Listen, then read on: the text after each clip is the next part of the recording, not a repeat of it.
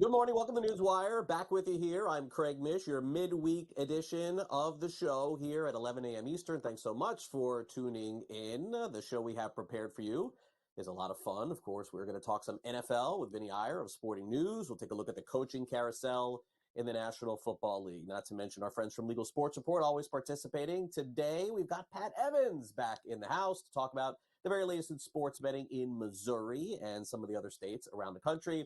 And in studio today, as he always is on Wednesday, Simon Applebaum joins us. He is a analyst of the broadcast industry and also weighs in on some of the financials and what we could expect in the future. Simon will be with us to talk about the very latest as far as the downloads for the Peacock streaming network and what that could potentially mean in the future for the National Football League. In fact, maybe the soon-to-be future as well, going into the regular season of next year. So those are some of the stories and some of the people that you'll see appearing on our show today.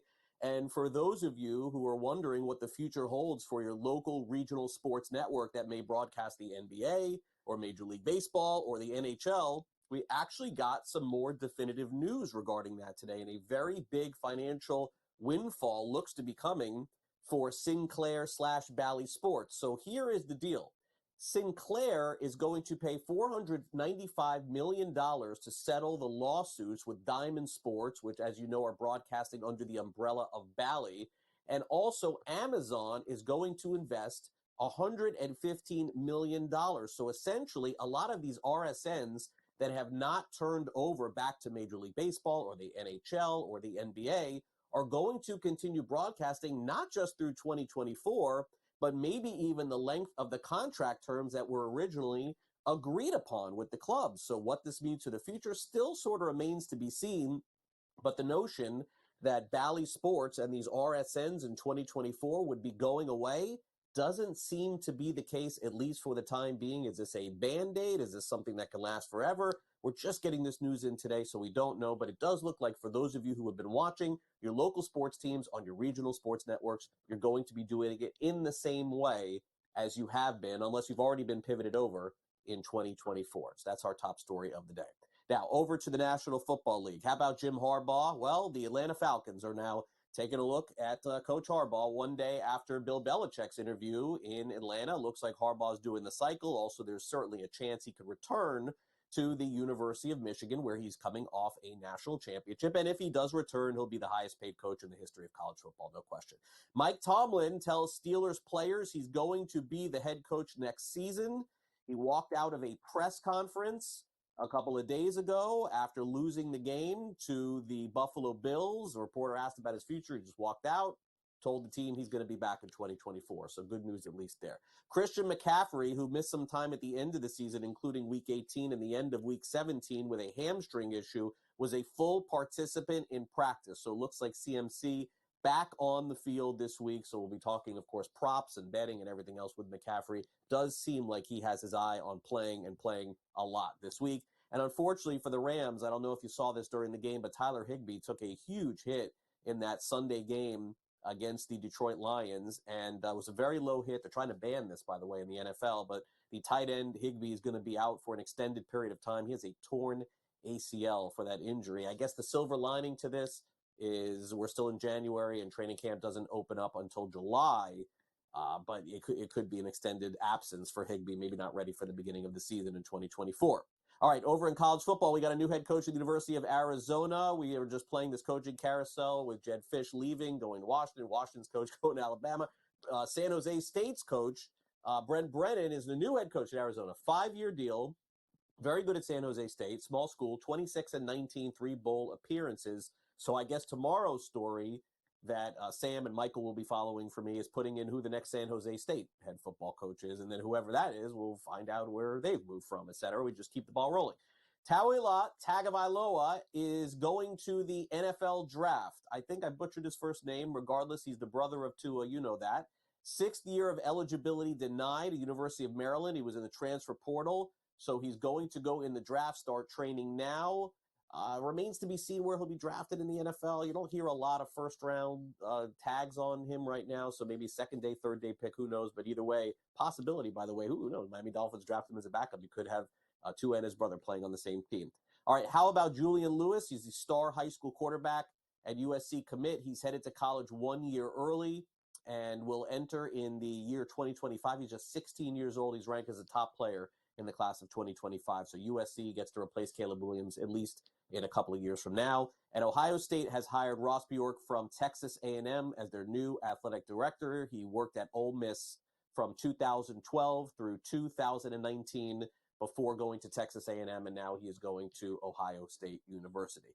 Okay, tough story to start off with the National Basketball Association and things surrounding this. The owner of the New York Knicks, James Dolan, has been accused of sexual assault. It is a Tennessee woman who's filed a federal lawsuit accusing him, the chairman of MSG, Madison Square Garden, governor of the Knicks, the Rangers, of pressuring her into unwanted sex nearly a decade ago.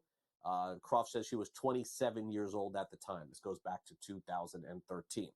Joel Embiid, 41 points. Is there anybody hotter than Embiid in the NBA? The answer is no. 41 points, 7 rebounds, 10 assists. The Joker at 24 points, 19 rebounds, 3 assists. And the Sixers ended up winning this game 126-121. Maybe this is the Sixers' year after all. We'll see. Also, the NBA has fined, of course, Mike Brown, the Sacramento Kings head coach, after a game, essentially telling you if you're going to criticize the refs and even bring out your iPad or laptop to show us the plays where you screwed up, we're going to probably end up fining you. 50 grand was the answer there. The LA Clippers are going to host the All-Star game, brand new arena in 2026. It was announced yesterday. Okay, not much happening in Major League Baseball. Very upset by this. No signings. We just do this every day, and we hope for some, and none happen. But we do have a little bit of news. The Oakland A's, looks like their destination is closing in on their interim home. They're not going to be playing at the Oakland Coliseum.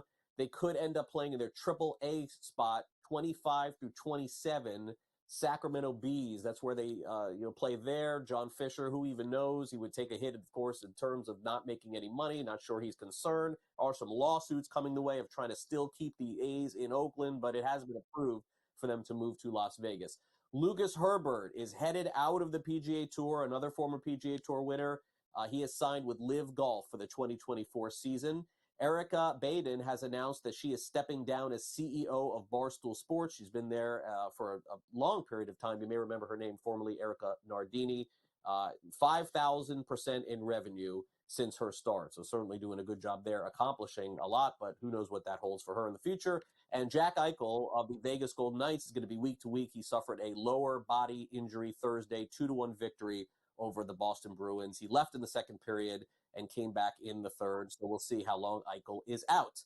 All right, we got through all the headlines here on the show. We will take a break and do some more. Coming up next, Vinnie Iyer joins us, the latest in the National Football League, the odds this week, and where your favorite teams land on their head coaches. We have that for you.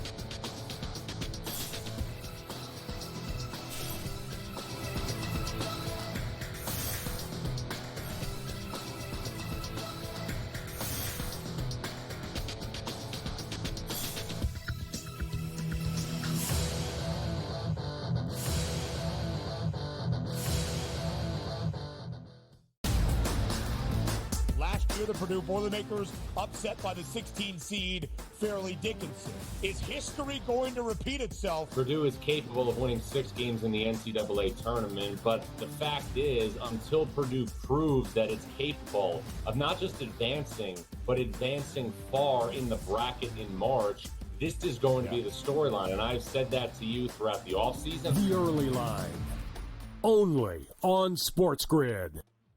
Quarterback at quarterback. We're going to lay some juice. We're going to have some dog prices. And we're going to go right in the middle.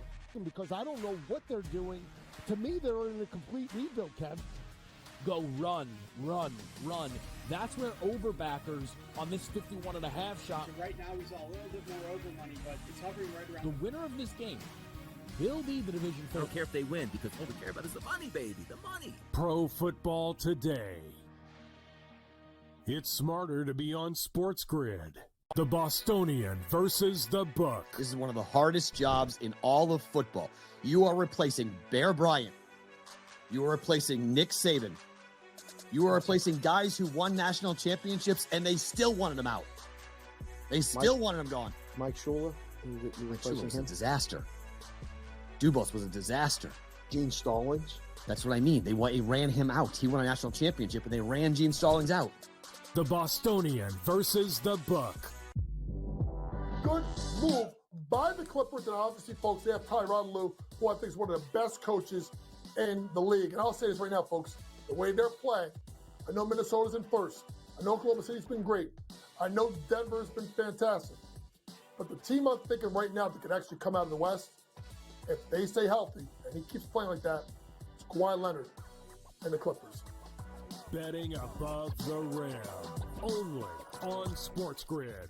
I really thought the Lions were going to blow out the Rams, and in the first half, I was like, all right, I got one right here on this one. And then the Lions, what happened, Jacob? They, stopped playing. The Lions' offense is more of a complete unit right now because they have a really strong run game, and I know Tampa's run defense is good too, but all they need is David Montgomery and Jahmyr Gibbs to do a little, and that'll open things up for Jared Goff. NewsWire, only on SportsGrid. I am not a Cowboys fan. I did not have a Cowboys ticket on this game. I bet the over, but I'm frustrated watching this game. I'm frustrated seeing the Dallas Cowboys think that this is their optimal game plan. In-game live, prime time, only on SportsGrid. SportsGrid, the only streaming sports betting network. Tips, info, and insights to up your IQ. It's smarter to be on SportsGrid.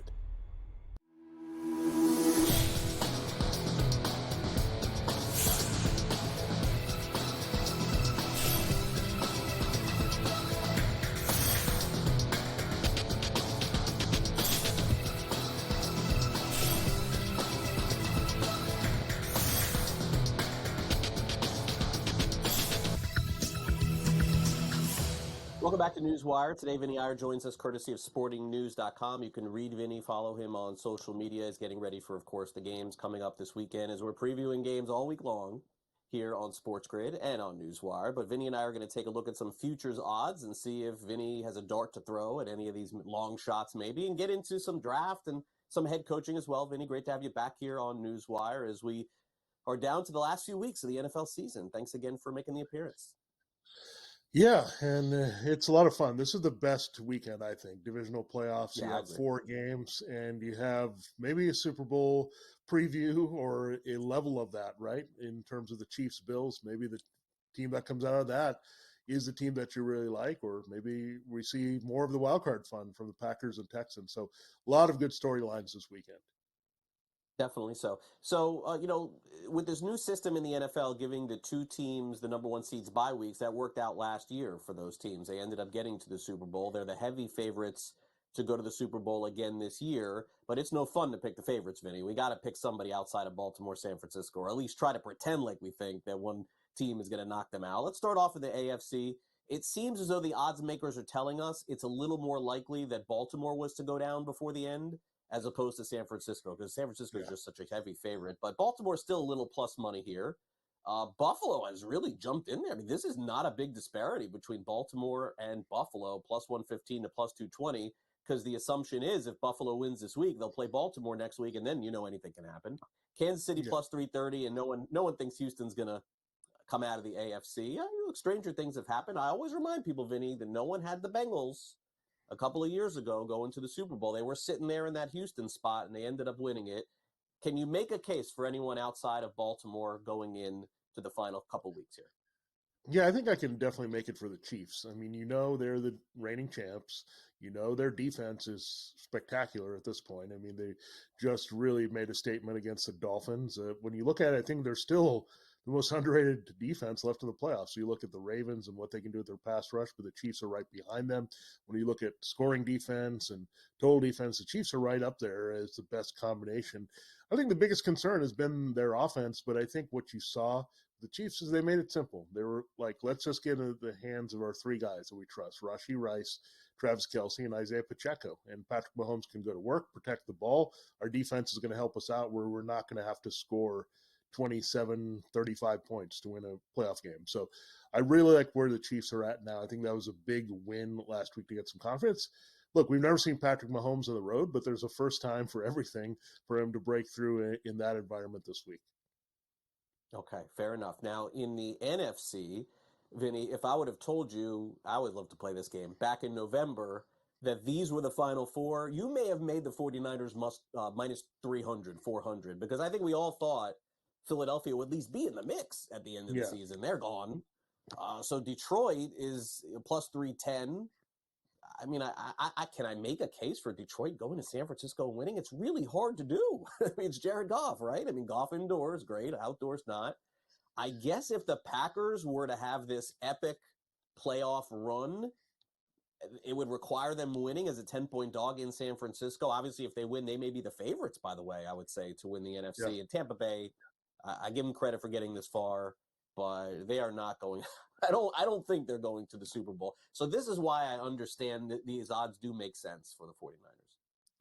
Yeah, and also their field that is competing against them is not as tough. You have to deal with the Bills and Chiefs if you're the Ravens. And here, huge break. I mean, we thought we'd either see the Eagles or the Cowboys in this round, and now we're seeing neither. So that's huge for the 49ers, who've been a great home team against bad defenses. And you look at all these three teams, Lions, Packers, Buccaneers, they all have issues on defense. And the 49ers are not going to be slowed down in any way there with what they have. And look, maybe they wanted to see the Cowboys and Eagles given how they destroyed both teams in the regular season. But right.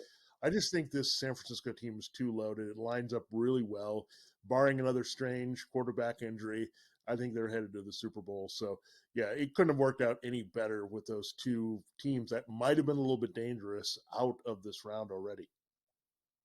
No, agreed. 3 times. That's enough for me. Okay, let's go over to the NFL draft. We now have the order.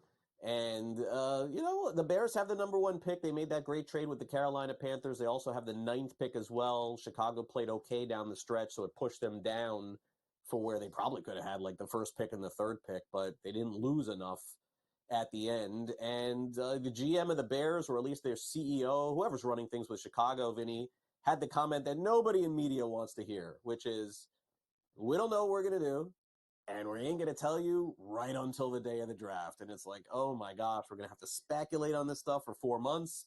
I can understand it. It's a great position to be in, to have the quarterback and to have the number 1 overall pick.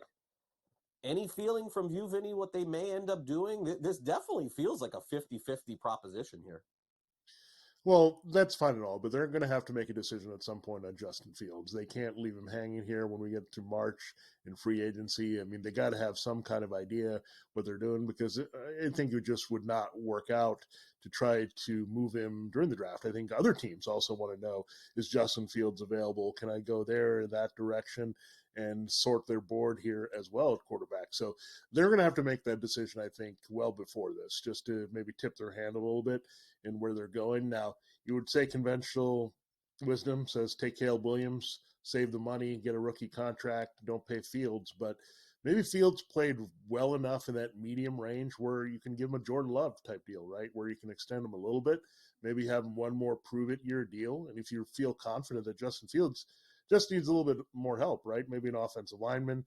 You look at Marvin Harrison Jr. at the top. You could just load up for him, right, and make him better. I mean, you saw the big improvements right there with DJ Moore. So you add another receiver, get a little bit better pass protection. Who knows what you can do? And you have that opportunity here in the top 10. So they really control everything once again. And look, if they can make another blockbuster the way they did with the Panthers last year, they're going to be really looking good, whoever's their quarterback. I mean, just based on the result last year of what was accomplished, you would think that there's a chance that they could do it again this year too, and even push things back.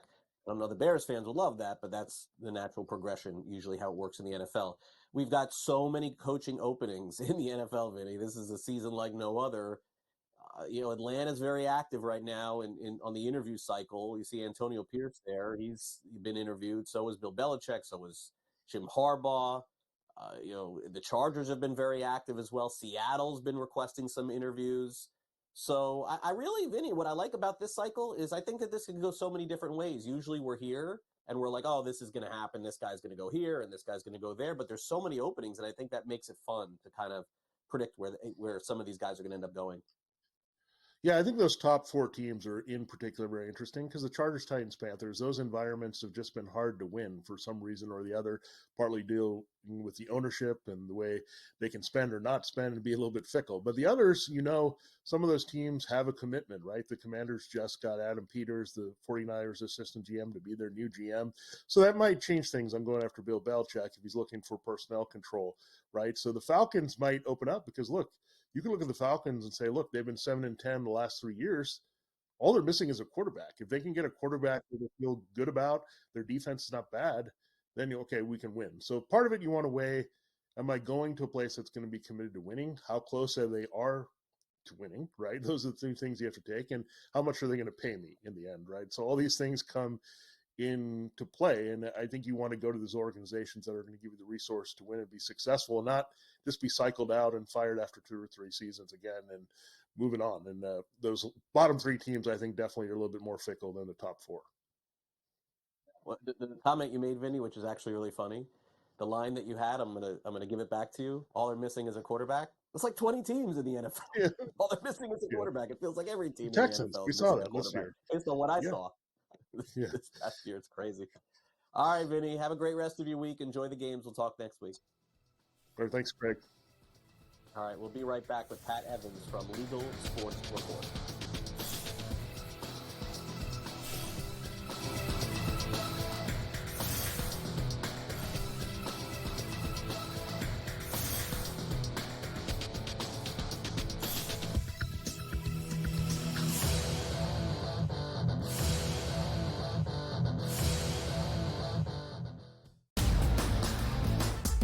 The Purdue Boilermakers upset by the 16 seed Fairleigh Dickinson. Is history going to repeat itself? Purdue is capable of winning 6 games in the NCAA tournament, but the fact is, until Purdue proves that it's capable of not just advancing, but advancing far in the bracket in March, this is going to be the storyline. And I've said that to you throughout the offseason. The Early Line, only on SportsGrid. Quarterback at quarterback. We're going to lay some juice. We're going to have some dog prices, and we're going to go right in the middle. Because I don't know what they're doing. To me, they're in a complete rebuild, Kev. Go run, run, run. That's where overbackers on this 51.5 shot. Right now, he's a little bit more over money, but it's hovering right around. The winner of this game will be the division I don't care if they win, because all we care about is the money, baby, the money. Pro Football Today. It's smarter to be on SportsGrid. The Bostonian versus the Book. This is one of the hardest jobs in all of football.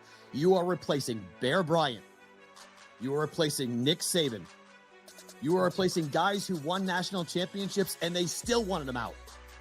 They still wanted him gone. Mike Shula. Mike Shula was a disaster. Dubos was a disaster. Gene Stallings. That's what I mean. They ran him out. He won a national championship, and they ran Gene Stallings out. The Bostonian versus the Book. Good move by the Clippers, and obviously, folks, they have Tyronn Lue, who I think is one of the best coaches in the league. And I'll say this right now, folks, the way they're playing, I know Minnesota's in first. I know Oklahoma City's been great. I know Denver's been fantastic. But the team I'm thinking right now that could actually come out of the West, if they stay healthy, and he keeps playing like that, it's Kawhi Leonard and the Clippers. Betting above the rim, only on SportsGrid. I really thought the Lions were going to blow out the Rams, and in the first half, I was like, all right, I got one right here on this one. And then the Lions, what happened, Jacob? They, stopped playing. The Lions' offense is more of a complete unit right now because they have a really strong run game. And I know Tampa's run defense is good too, but all they need is David Montgomery and Jahmyr Gibbs to do a little, and that'll open things up for Jared Goff. NewsWire, only on SportsGrid. I am not a Cowboys fan. I did not have a Cowboys ticket on this game. I bet the over, but I'm frustrated watching this game. I'm frustrated seeing the Dallas Cowboys think that this is their optimal game plan. In-game live, prime time, only on SportsGrid. SportsGrid, the only streaming sports betting network. Tips, info, and insights to up your IQ. It's smarter to be on SportsGrid.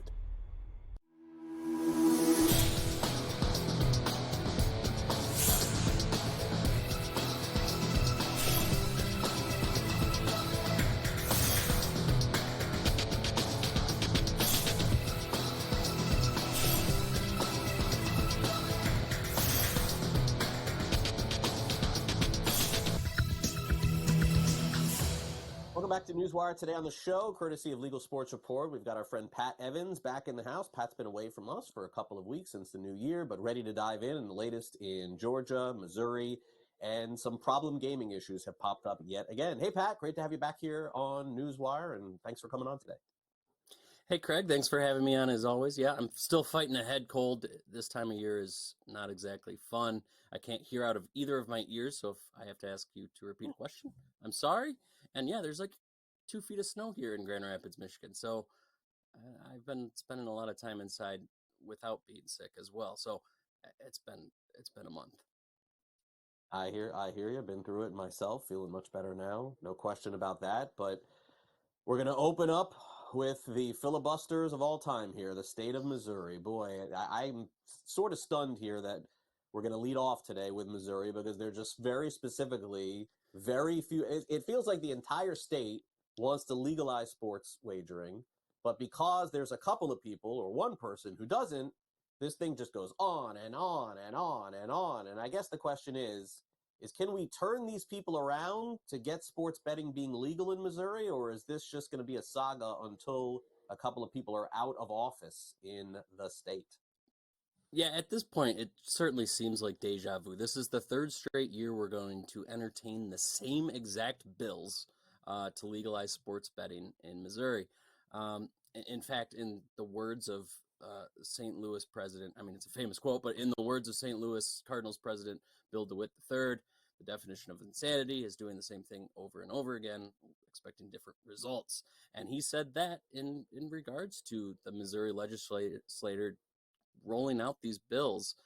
If you recall, 2 years ago, we had this race between Missouri and Kansas to get sports betting done first. Kansas, of course, legalized, launched. They're good to go.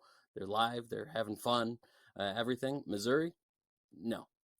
2 straight years of failures because of mostly one senator, Denny Hoskins, who really wants video lottery terminals included in sports betting language. We've tracked some lobbyist dollars to those companies that are mostly based in Illinois. So he's certainly, and he has single-handedly filibustered the issue to death the past 2 years. Now, the same 2 bills, one from him and another from a couple a senator and a representative introduced the same bill, are trying again, and we'll see. But highly doubt those legislative proposals go anywhere. I expect the House one to pass the House again and get to the Senate, where Hoskins will certainly filibuster that. And Hoskins' bill on his own failed to get out of committee last year because the VLT issue is not palatable to almost any other legislator in Missouri. So it's a really interesting dynamic. We're going to see if anything changed this year, if negotiations, because Hoskins has said he's open to negotiations from the other side, which is fully backed by the professional sports teams, casinos, and sportsbook operators. And but they say they've tried, and he's not budging. So Missouri is just a crazy mess. We also have the Sports Betting Coalition, led by the Cardinals, that are now beginning to circulate a ballot petition that could get the sports betting issue on the ballot in November, which could just circumvent the legislative route, and we'll see if that works if the legislative route fails. So there's 2 potential ways we get legalized sports betting in Missouri this year, and maybe by next year it could be live if either one of those succeeds. But again, it's just a crazy, weird situation that there doesn't seem any clear route out of. And it's just going to be something we just keep tabs on very closely the next year, 2 years, 3 years, however long it takes. We'll do the same with Georgia. There does seem to be at least a little bit of groundswell at the possibility of sports betting in that state becoming legal. And very, to me, compelling story here, which is that if indeed sports betting becomes legal, at least from what I'm reading, is that there'd be a higher tax rate on specific bets. And if I'm paying any attention and Georgia's paying any attention, they're clearly seeing all these advertisements for same game parlays and all of these, very small bets to try and, change your life, which never happens, but that's a story for another day. To me, a very sharp idea to, if they can get away with it, by the way, to tax them more, because it feels like, at least from the data that we're getting, that those are the most placed bets. These same game parlays are the ones that are being advertised the most. No question about that. Yeah, I think the high level takeaway of this specific proposal in Georgia is that tax proposal. I mean, it's a flat rate tax for most bets, just your basic, single game money line or whatever, what have you. And then it jumps up another 5% for what they call high profit bets, which are parlays, in-game wagers, a lot of prop bets. And I think when you look at that, whether or not this passes, this might create a discussion across U.S. sports betting markets and the legislators who see that and say, wow, this might be a way to make a little bit of extra revenue, maybe a way to curb sports books, whether or not you believe it, taking advantage of customers. I mean, you look at our more business-oriented writers like Sam and Matt, and they write about how much more money, how much more profitable, same game parlays in general are for the sports books than just your single game wagers. Again, that's to see what happens in Georgia is one thing. This could create a bigger discussion nationwide and in other markets. So that's certainly something to take away from in this specific bill.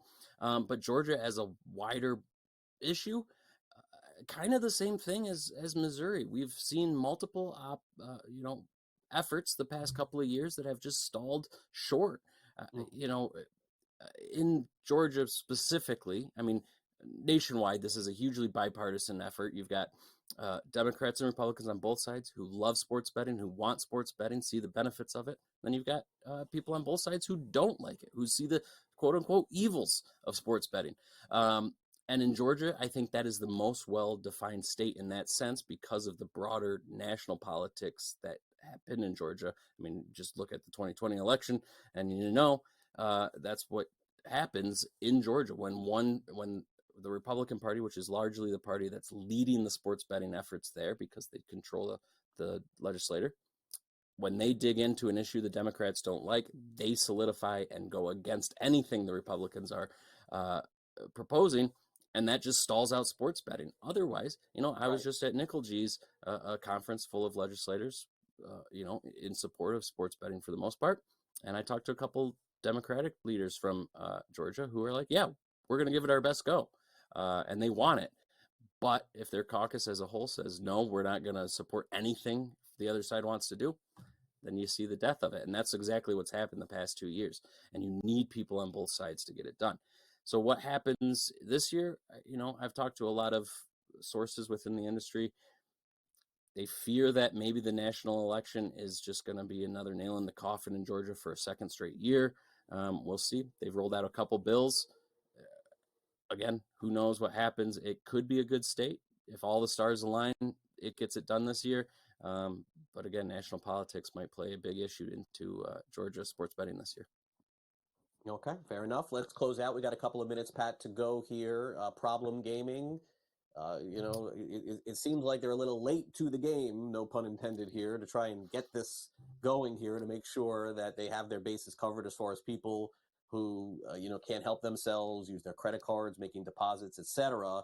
But I guess better late than never is the answer here, as we have a senator and a representative really wanting to push forward here to make sure that this topic in particular is covered in the United States.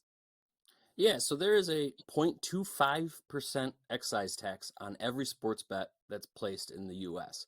That currently that money just goes to the U.S. general fund and is just kind of used however it falls into that general fund.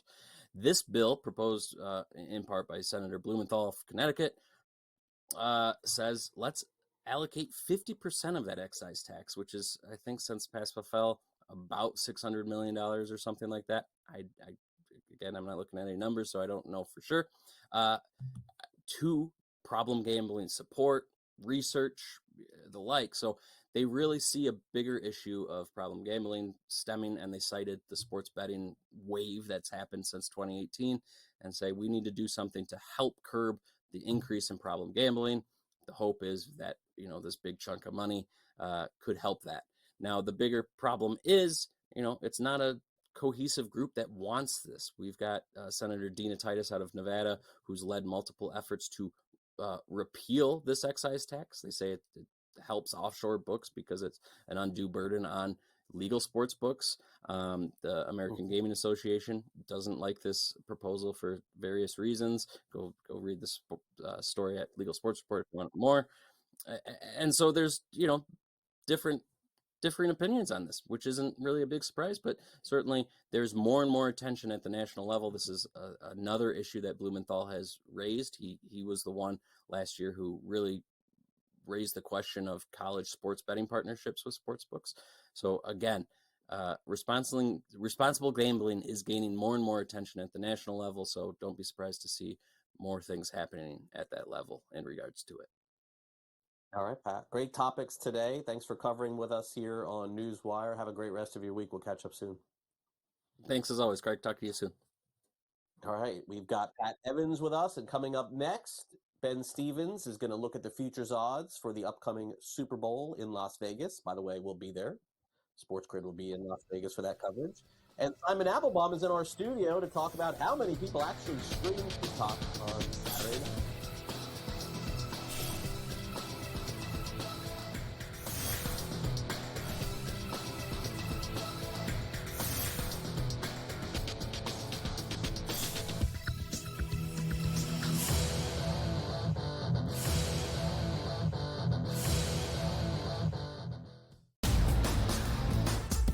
The Purdue Boilermakers upset by the 16 seed Fairleigh Dickinson. Is history going to repeat itself? Purdue is capable of winning 6 games in the NCAA tournament, but the fact is, until Purdue proves that it's capable of not just advancing, but advancing far in the bracket in March, this is going to be the storyline. And I've said that to you throughout the offseason. The Early Line, only on SportsGrid.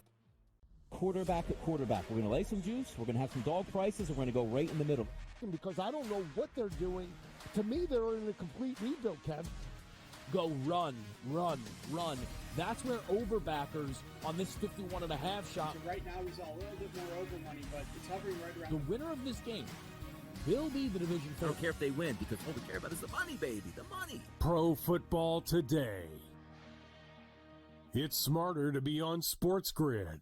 The Bostonian versus the Book. This is one of the hardest jobs in all of football. You are replacing Bear Bryant. You are replacing Nick Saban. You are replacing guys who won national championships, and they still wanted him out. They still wanted him gone. Mike Schuler. Mike Schuler was a disaster. Dubos was a disaster. Gene Stallings. That's what I mean. They ran him out. He won a national championship, and they ran Gene Stallings out. The Bostonian versus the Book. Good move by the Clippers, and obviously, folks, they have Tyronn Lue, who I think is one of the best coaches in the league. And I'll say this right now, folks, the way they're playing, I know Minnesota's in first. I know Oklahoma City's been great. I know Denver's been fantastic. But the team I'm thinking right now that could actually come out of the West, if they stay healthy, and he keeps playing like that, it's Kawhi Leonard and the Clippers. Betting above the rim, only on SportsGrid.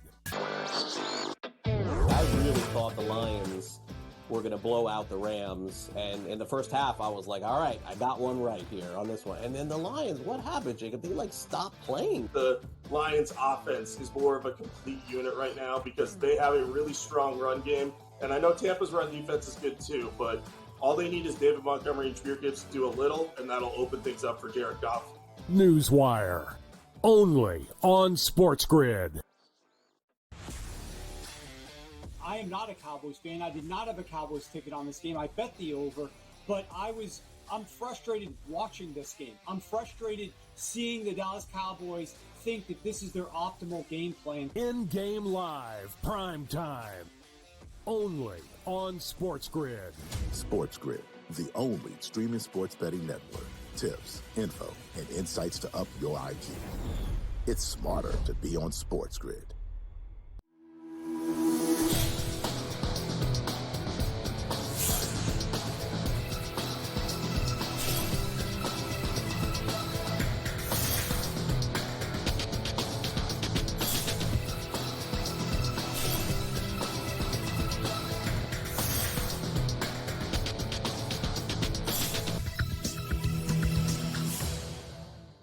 Welcome back to NewsWire. We're going to bring in Simon Applebaum in just a couple of minutes. Before we do that, let's take a look at the latest futures odds. And we're discussing the NFL once again today with our buddy Ben Stevens, the host of The Early Line. Ben takes a close-up look at who potentially could win the Super Bowl. Anyone outside of San Francisco and Baltimore? Maybe a good guess, dart throw, so to speak.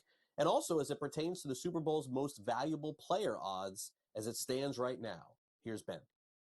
Craig, we have made it to the final 8 in the National Football League season in 2023. Just 8 teams remaining in the NFL postseason, still in the hunt for a Lombardi trophy. Before divisional weekend kicks off, Craig, let's look at the prices for all 8 teams and how the odds look for their run to a Super Bowl appearance. So as we start at the top, the San Francisco 49ers remain the favorites, plus 175 for San Francisco right now, but less than $1 of distinction, Craig, between the 49ers and the price of the Ravens. Obviously, the 2 number 1 seeds in each conference. San Fran in the NFC, Baltimore in the AFC. That plus 270 price on the flock. Craig, it is important to state, of course, where the conference odds are for both of these teams. Baltimore still in plus money in the AFC. It's a tighter market out in that conference. Not necessarily the case with how the playoff picture is playing out in the NFC. San Francisco at this moment, Craig, minus 180.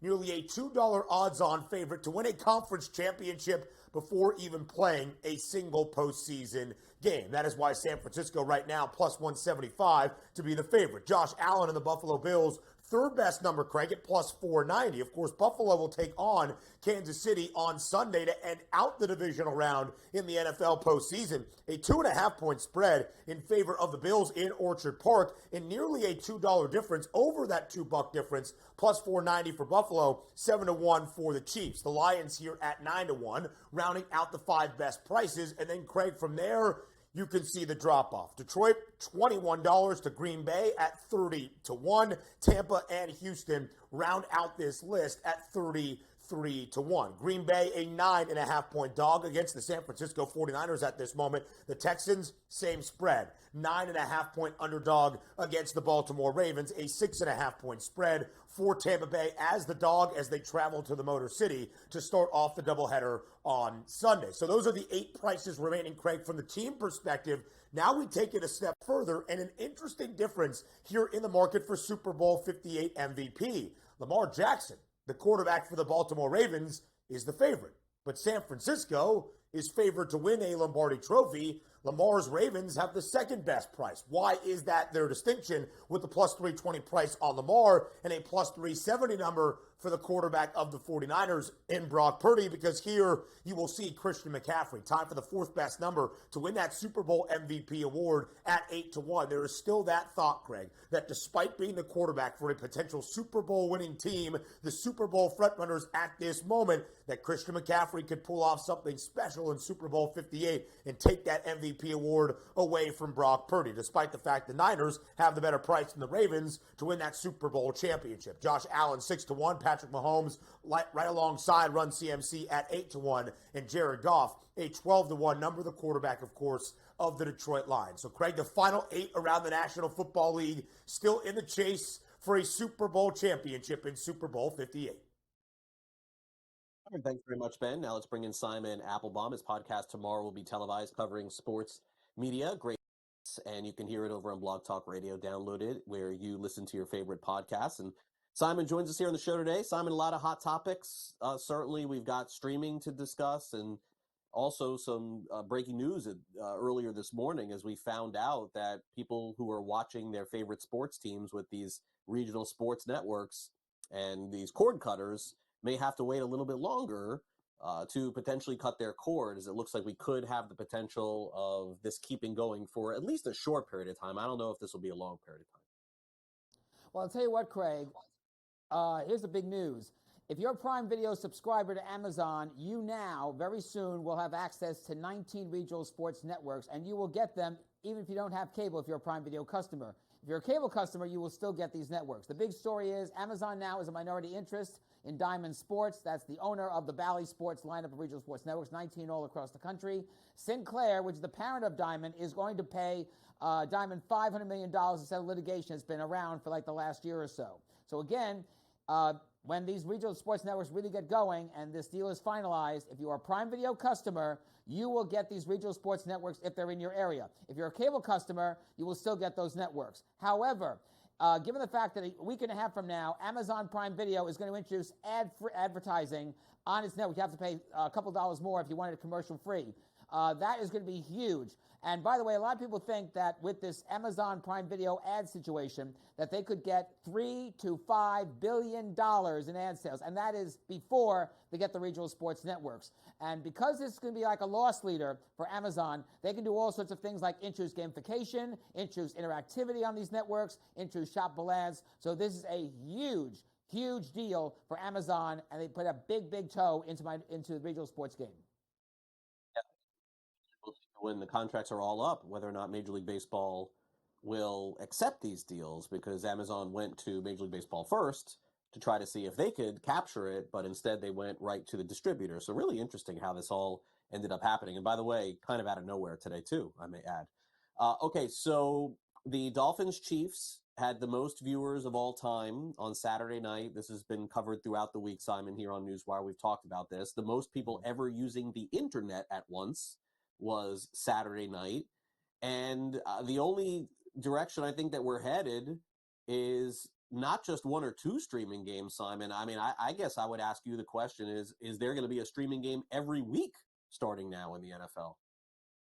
Well, if the NFL was not thinking about it before that game last weekend, they are thinking about it now, because this is a late example of exclusivity on the part of a mega content service, whether it's Peacock, whether it's ESPN Plus, to carry NFL games, regular season, and now you have the playoff. As you said, 23 million people watched that game. Yes, there was a lot of brouhaha from some fans saying, why should we have to subscribe to Peacock in order to get this game? However, I think this is where the NFL is headed. I think you're going to see more regular season games, at least one maybe a week, starting with next season this fall, go on a mega content service, whether it is Peacock, whether it is ESPN Plus, or some other network. And by the way, let's not forget that if ESPN gets this deal to have the NFL come in as a strategic partner, they will get an NFL Network. So NFL Network might decide, hey, we're going to do a streaming game maybe once a week, or at least every time we have shots. And I'm sure Amazon is looking at this also in terms of how they might be able to add beyond their Thursday Night Football coverage.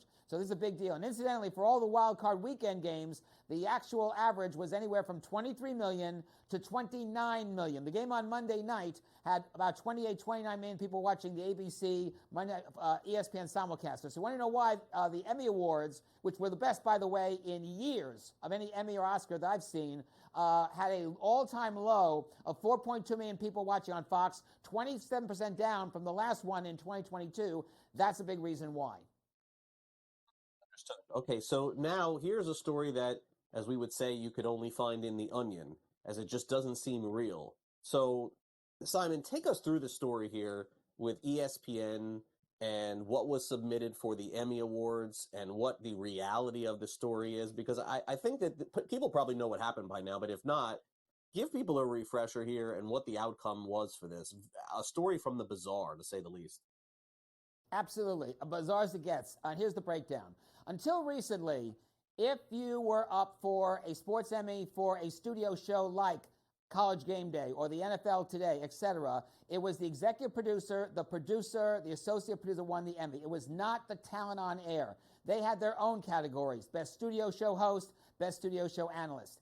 And somebody at ESPN decided, hey, we want the College Game Day host. We want Lee Corso and Kirk Herbstreit and Chris Fowler and Desmond Howard and so on to get the award if we win these categories for a program. So what they did was they would give the Emmy people a list of names that would have, let's say, one name for associate producer would be KH. It wouldn't be the exact name, it would be the exact initials of a Kirk Herbstreit, or LC for Lee Corso.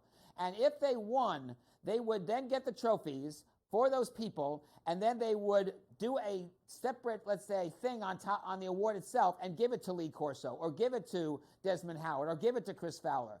So a couple of weeks ago, somebody, I think it was a story in The Athletic, said, this is not fair, this is not kosher, something's got to be done about it. So what happened was that the sports Emmy people got to Lee Corso, got to Kirk Herbstreit, said, sorry folks, this is not your award, we got to take it back. And it's we're going to make this very clear.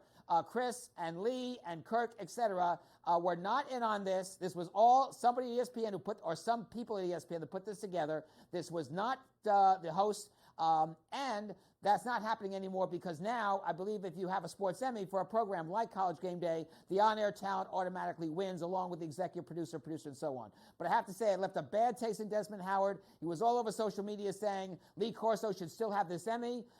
It's like the only one he has. Why did he take away from him now? It's really a shame. It's a big fiasco, and this is not, both on ESPN and on the sports Emmy people. Somebody should have done some soul searching or double checking to make sure that if they found these names like, I never heard of this associate producer, or I know this producer, and maybe Casey, maybe Kirk Herbstreit, or KH, or LAC Corso, they should have done some digging, some fact checking. Story to hear how this played out for sure, and very sad for Lee. Okay, let's get to Giannis as we close it out here. Giannis Antetokounmpo of the Milwaukee Bucks, like a lot of other NBA and professional athletes, diving into multimedia. What exactly is Giannis getting into here? It's his own new venture. It's called Improbable Media. It's with a couple of financial capital firms, and it's going to be lots of television, maybe some movies, some multimedia stuff, and it's not going to be just about the Greek Freak. It is going to be about sports. He's probably going to dive into some entertainment. He's also going to do some advertising, some brand work with various advertisers on various shows. This is a very, very big deal. So Giannis has become, as you said, the latest NBA star to get into, like LeBron James and Steph Curry and Kevin Garnett, the former superstar, into the world of television. So this is like he's going to do it now, and then he'll really get into it, obviously, when he completes his career. Incidentally, on Kevin Garnett's venture, we mentioned last year he's putting a venture called BeamTV. We understand that they hopefully will announce that venture, the content and the advertisers, by the end of next month, and maybe go on the air by the end of March. So keep your eye on what Kevin Garnett is doing. We hear it could be a very, very big deal, and it'll be the first time that any of these NBA superstars is putting together their own national television network. As always, Simon, from you here on the show, enjoy the rest of your week, and looking forward to catching up with you next week. We'll go through some of the ratings from the NFL this weekend. Thanks again for coming on. You're welcome, Craig. Take it easy. Enjoy the divisional playoffs. It should be a fantastic foursome of games. No, hopefully so. Tomorrow will be televised as Simon's podcast. You can listen to it live on Blog Talk Radio or download it wherever you listen to your podcast as well. Okay, we've got just a few minutes to go here on the show, but a reminder for those of you who are still playing daily fantasy, DFS, however you choose, playoff fantasy football, or if you're getting ready for the fantasy baseball season, like I will be soon, make sure you check out me and Davis Maddock. That's 6 a.m. Eastern right here on Fantasy Sports Today. That show airs Saturday morning. And for those of you who want to catch another fantasy show that leads you right up until kickoff on Sunday, Joe Pisapia and Matt Stryker, they are back once again this weekend, getting you ready for that. And also, I would encourage you, for those of you who may not be headed to the Super Bowl in Las Vegas, to stick with us, because we'll have full coverage coming up Super Bowl week. We'll be right back to wrap it up next.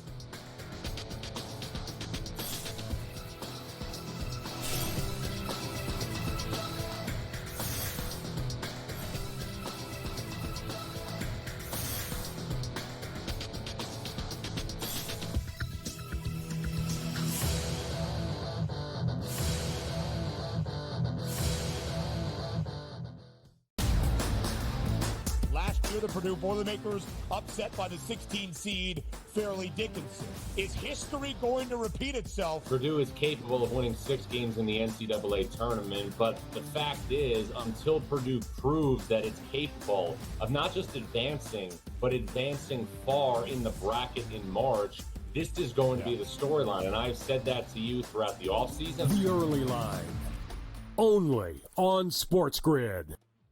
Quarterback at quarterback. We're going to lay some juice. We're going to have some dog prices. We're going to go right in the middle. Because I don't know what they're doing. To me, they're in a complete rebuild, Kev. Go run. That's where overbackers on this 51.5 shot. Right now, we saw a little bit more over money, but it's hovering right around. The winner of this game will be the division I don't care if they win, because all we care about is the money, baby, the money. Pro Football Today. It's smarter to be on SportsGrid.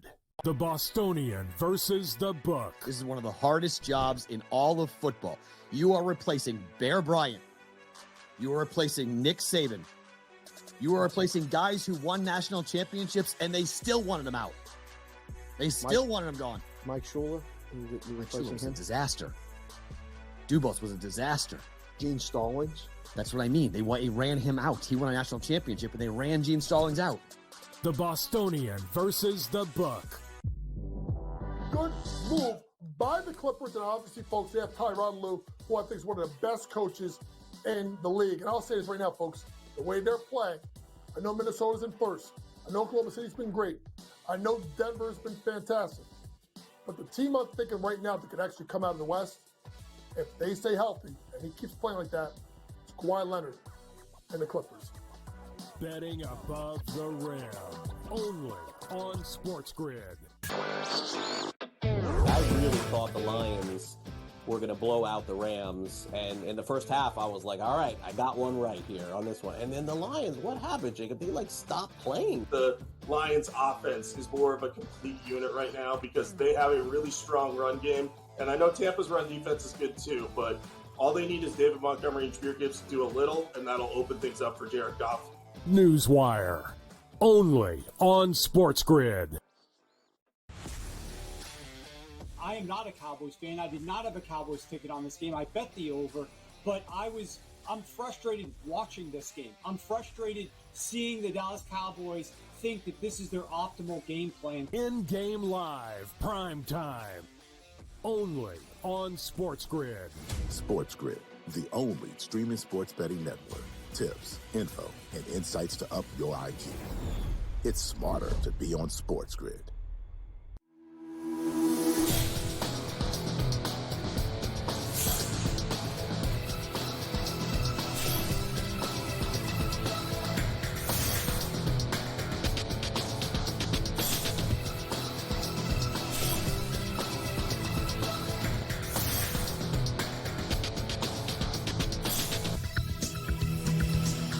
Welcome back to NewsWire. This is not a fun story, but a lesson story for those of you who live in the Northeast or the Midwest, wherever it gets super cold.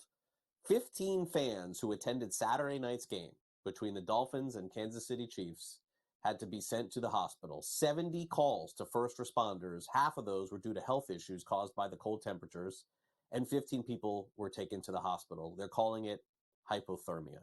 Now, obviously, I'm not going to accuse anybody of going there without a shirt or a T-shirt, trying to be cool. Maybe one of the 15, who knows? That's not the point. The point is, I'm not discouraging anybody to attend these football games or baseball games or whatever sport you're going to that is outside. But my gosh, did you not know? Did the world not tell you going into these games just how insanely cold this was going to be? There's almost no excuse that I could find in the book except for people just not taking care of themselves. And again, this may not be over. Who knows where we're headed in the next couple of weeks? I mean, the Packers end up winning this week. I'm not saying it's going to happen. You've been having the NFC Championship at Lambeau Field in Green Bay. We've seen this before. So bundle up. This is the easiest piece of advice that I've ever given here on NewsWire. It's like me saying on July 4th, be careful with the fireworks. And then the next day we find out, somebody blew their hand off. Come on, put some stuff on. Go into these games. Stay warm. Maybe it's easy for me to say in Florida. But I digress. That'll do it for the show today. Thanks to Ben Stevens for his look at the futures odds. Thanks, of course, to our friend Simon Applebaum. The podcast tomorrow will be televised. Pat Evans from Legal Sports Report. Vinnie Iyer from Sporting News. Our producer today was Michael Cohen. I'm Craig Mish. Coming up next, we have The Early Line, followed by Pharrell Coast to Coast, hosted by Carver, Mafia, and Company. I'll be back with you tomorrow morning for our next edition of NewsWire. That's every day. If this is the first time you're watching the show, put it in your phone, set a timer, 11 a.m., to 12 p.m. Eastern. We are streaming live, and if I'm not mistaken, we're also streaming overnight as well in case you missed the show during the day. So I hope you enjoy the rest of your Wednesday. The next time you and I will talk will be Thursday. That is tomorrow morning, 11 a.m. Eastern, 10 a.m. Central. Keep it locked here for more on SportsGrid, where it's always smarter to be on SportsGrid. Have a great day.